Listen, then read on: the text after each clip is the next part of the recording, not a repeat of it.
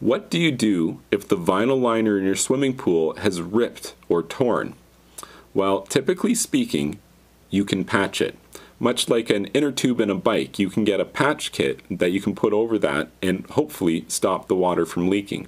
If you can stop the water from leaking with the patch and you can live with how the patch looks, then you can effectively leave that and you don't have to worry about it at that point moving forward.